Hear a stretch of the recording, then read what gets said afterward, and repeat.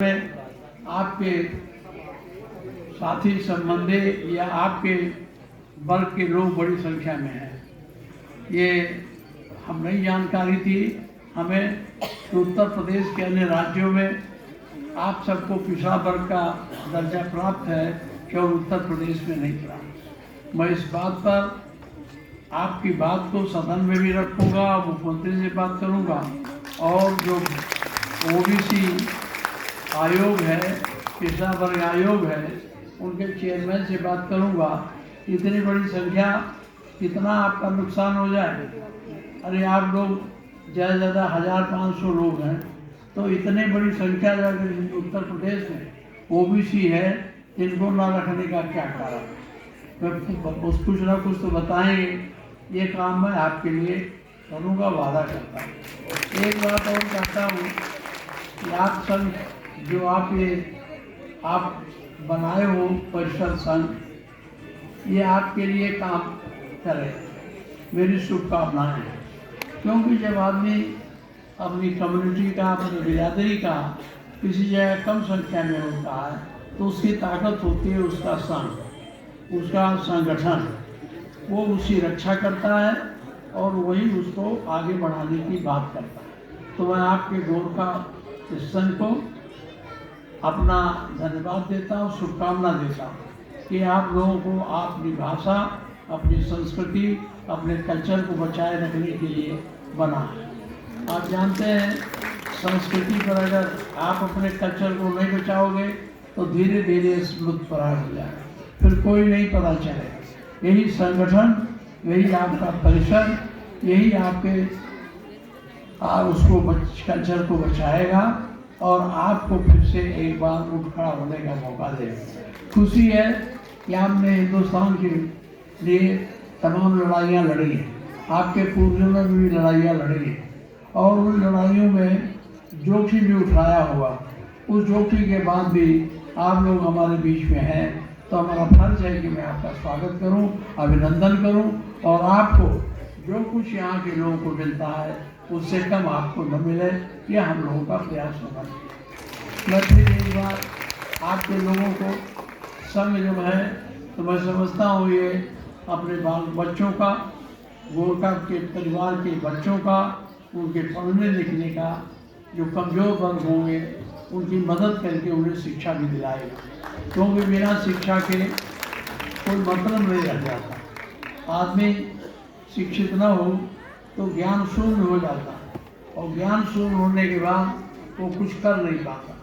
इसलिए गोरखा परिषद के लोगों से, जो आपका ये संगठन है, इससे मेरा आग्रह है कि गोरखा परिषद के उन बच्चों को जिनकी आर्थिक स्थिति बहुत ठीक नहीं है, वैसे मैं जानता हूँ आप लोग भी केवल कोई बड़ा उद्योग धंधा तो करते नहीं हैं, पेंशन और जो अपना मेहनत करके कमाते वही आपका एक सहयोग करके उन छोटे बच्चों को जो आपके परिवार में, आपके संगठन में कमज़ोर वर्ग से हैं, उनको भी ऊँची शिक्षा दिलाने का आप कोशिश करेंगे, यही मेरा आपसे आग्रह है। एक बार बहुत भाषण देने का समय नहीं, भरत साहबा को धन्यवाद देता हूँ, अपने पार्टी के जिलाध्यक्ष जी को और नगर अध्यक्ष जी को तथा हमारे पार्टी के जो लोग हैं उनसे भी कहूँगा वो आप लोगों की मदद करें। जब कभी ये डीएम से, जिलाधिकारी से मिलें, उनसे कहना चाहिए कि इनको क्यों नहीं रखा। हम ये तो सवाल करके पूछेंगे ही कि जब सभी प्रांतों में है तो यहाँ क्यों नहीं, यहाँ भी होना चाहिए। रत्नापा जी, मैं आपको बहुत धन्यवाद देता हूँ। मैं आ नहीं पाता, आपके लिए हमारी तबीयत भी खराब थी। अब यहाँ हमने कहा था हमारे लाल बिहारी यादव जी जो विधान परिषद के नेता पद हैं उनको आना, लेकिन आपने इतना मुझे टेलीफोन किया कि मैं मजबूर होकर अस्वस्थ अवस्था में भी आपके बीच में आया। और मुझे खुशी है कि आज हम सिक्किम गए, सिक्किम गली गली घूमा और सिक्किम का बॉर्डर जो नाथुला है वो वहाँ भी गया, नाथुला दर्रा पर मैं गया। वो जहाँ एक सागर है, एक तरफ से आप सागर कहिए या पोखरा कहिए, वहाँ भी मैं गया हूँ जहाँ उस भैंसे पर चढ़ के लोग इधर उधर घूमते हैं। जो यहाँ से जाता है तो उसका प्रयोग कर। मैं सिक्किम को भली बात है, सिक्किम के स्पीकर साहब मेरे साथी हैं और अभी भी टेलीफोन पुराने वाले करते रहते हैं। अभी आपके स्पीकर लखनऊ में आए थे तो मैं था, तो मुलाकात भी हो गई थी। मैं सिक्किम के से जो आए उनको भी धन्यवाद देता हूँ। गुजरात से जो आए हैं काफ़ी दूर, गुजरात से आपके सही विभाग में भी आए, उनको भी मैं धन्यवाद देता हूँ। फिर मैं आप सभी को बहुत भाषण नहीं करना है, तबीयत भी खराब है। एक चीज़ जरूर कहूँगा कि जब कभी कुछ मिलता है तो संगठन से मिले। संघे शक्ति कब जुगे, क्या है ना। तो आपका संगठन मजबूत रहे तभी आपको कुछ मिलेगा, अन्यथा आप कमज़ोर हो जाओगे, कोई आपके पास सुनेगा नहीं। इसलिए थोड़ी संख्या में जो लोग होते हैं, जैसे माइनॉरिटी का, माइनॉरिटी में अगर संगठन नहीं है तो आपकी ताकत नहीं बन पाएगी। तो आपने अपनी ताकत बनाई, बहुत बहुत धन्यवाद। मुझे पता नहीं था कि आगरा में आपका संगठन है। इन्होंने अखिलेश जी से कहा, उन्होंने मुझसे कहा। मैं फिर अब बहुत ज़्यादा भाषण नहीं करूँगा। एक चीज़ मैं आपको विश्वास दिला के जाता हूँ, अनिल जी ने या जो मुझे ज्ञापन दिया गया उसको ले करके, और जो थापा ने, अनिल थापा ने अपनी समस्याएं रखी। जैसे उन्होंने 1816 संघ की बात की, 1814 में जब ईस्ट इंडिया कंपनी थी और ईस्ट इंडिया कंपनी ने वहाँ राणा शाही थी नेपाल में, राजा का प्रभाव कम था, तो उनसे समझौता करने को कहा था। तो वो समझौता करने को तैयार नहीं हुए, तो ईस्ट इंडिया कंपनी ने काठमांडू पर चढ़ाई कर दी। और जब काठमांडू 20 किलोमीटर दूर रह गया और राणा जान गए कि मैं हार जाऊँगा कंपनी से, तो उन्होंने सरेंडर कर दिया। उसी में 1814 में हमारी सुभौली संध थी।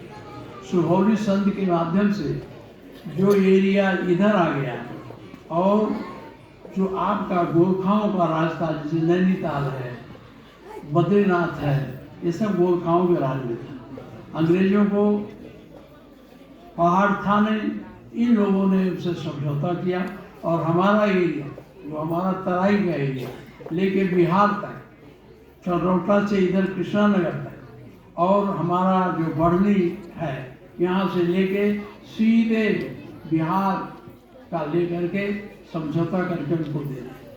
समझौते में ये भी था, जब देश आज़ाद हो तो आप चाहें तो आ सकें, लेकिन जब आज़ाद हुआ तो वहाँ से लोग इधर नहीं आए।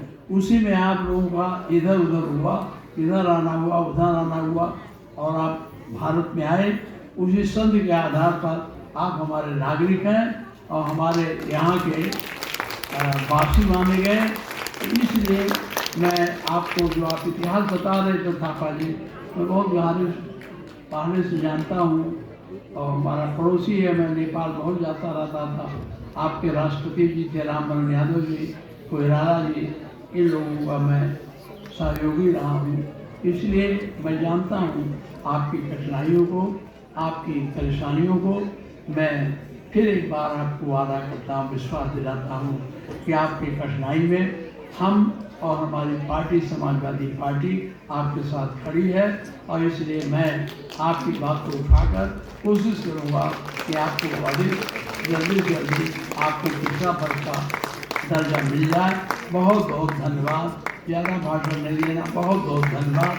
आपकी सेवाओं के लिए धन्यवाद, क्योंकि आपकी सेवाएं हमारे देश में बहुत, कहीं भी जाइए आपकी ईमानदारी की चर्चा होती। हम लोग नैनीताल जाते थे, नैनीताल में अपना अटैची बैग छोड़ देते और गोरखा समुदाय का लड़का हम चले जाते थे ले जाके पहुँचा।